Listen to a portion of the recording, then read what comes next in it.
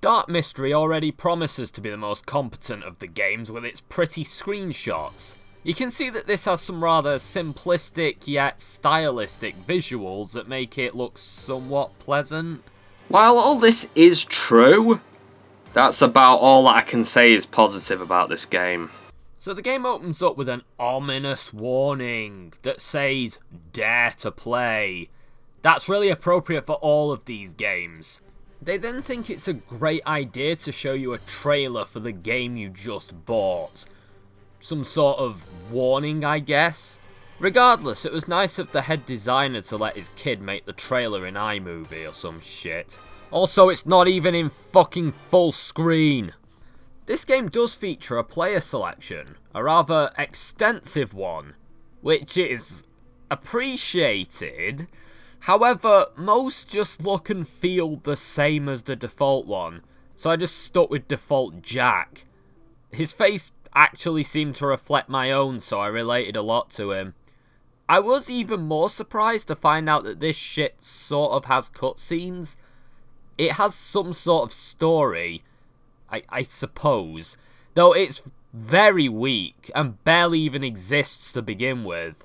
The Queen has been lost in the jungle, and now she is trapped in the dark land of superpowers. The dark land of superpowers. Jesus fucking Christ. Like any good game, the text is in and out before anyone has a chance to read it. Though, when you read it, the thing barely makes any sense to begin with. Work as a saviour to diminish the evil powers extended in the atmosphere. This isn't a story. It's a blurb. A bad one. Couldn't you have had this instead of the trailer that you tried to waste my time with? That would be a better use for that place. You have to rescue her. No, I don't. Immediately I noticed how dodgy the jumping and navigation is. The initial jump barely does anything and you can constantly get stuck on walls. Such a pain in the arse. It also has a leap of faith mechanic, because of course it does. Enemies just fly towards you half the time but are too incompetent to give a proper chase, so they're more than willing to just dive into the abyss. Apparently game design hasn't really moved on since Super Mario 2.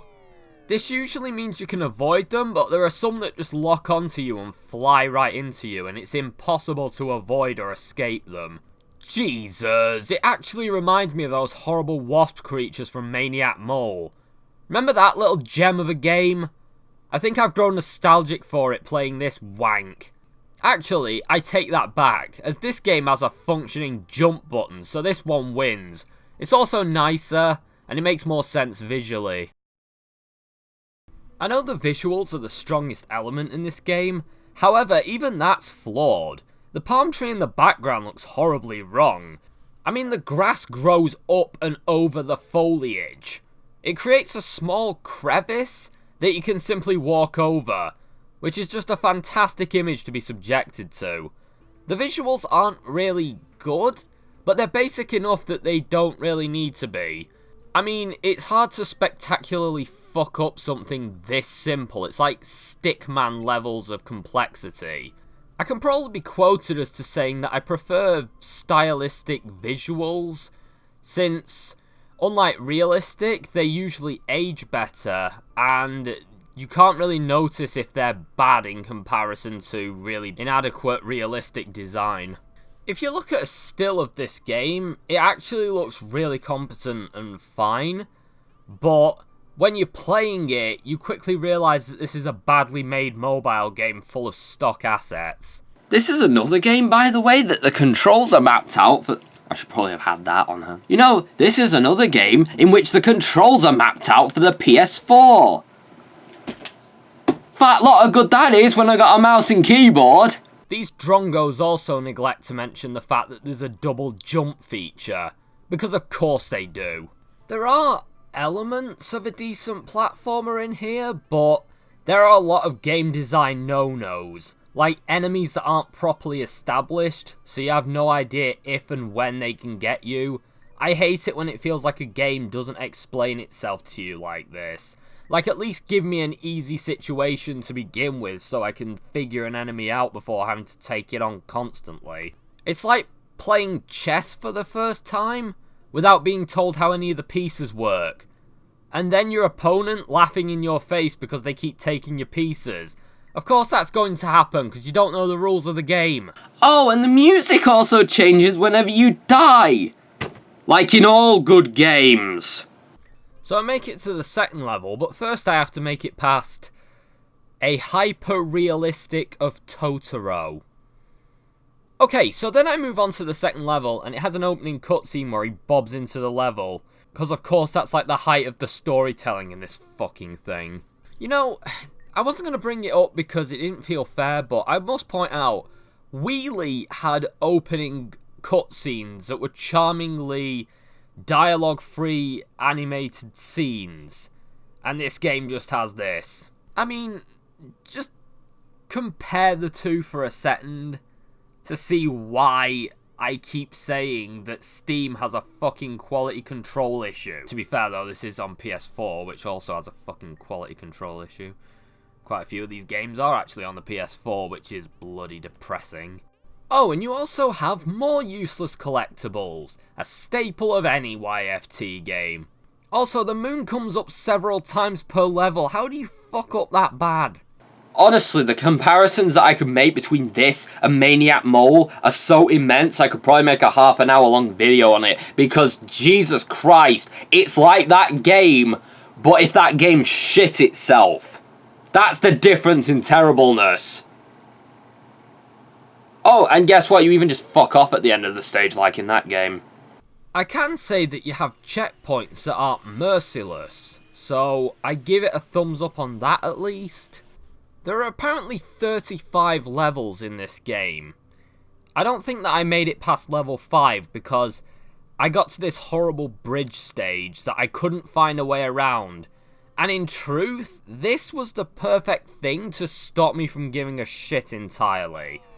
This is not a game I'd ever recommend, but sadly, it's one of the most competent YFT games in their lineup. I think that says a lot about the current situation. The current situation I've put myself in. I mean, the sad part is that this is possibly the best that it gets. It don't get much better than this. Help me.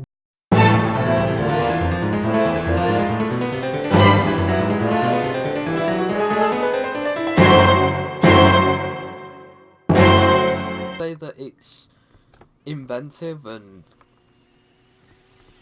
Okay, that's a horrible noise to have in your right ear at that volume. And it can fuck off, basically.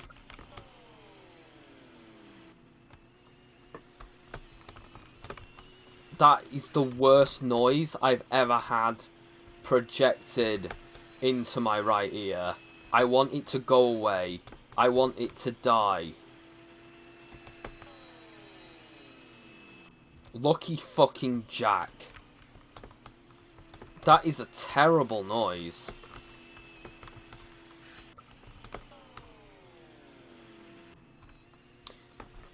One more attempt. I can't take this shit anymore.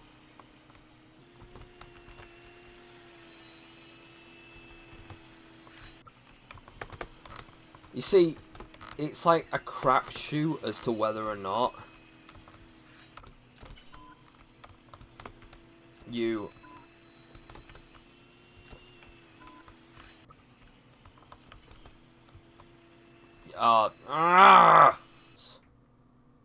Fuck off, Totoro, I'm not in the mood. So, are you a black lum from Rayman? That would explain a lot. It would also explain why the black lums want to destroy the world in Rayman, because if this was my world, I'd want to destroy it as well. To be fair, you're not supposed to see that, so I'll let them off. I mean, you know, games are only just like an illusion, and a lot of the time, the illusion can break, but most of the time, what you're seeing isn't real. What the fuck? killed me then? I actually think I want to know what killed me. Did I get AIDS? What the fuck? Okay, you know what?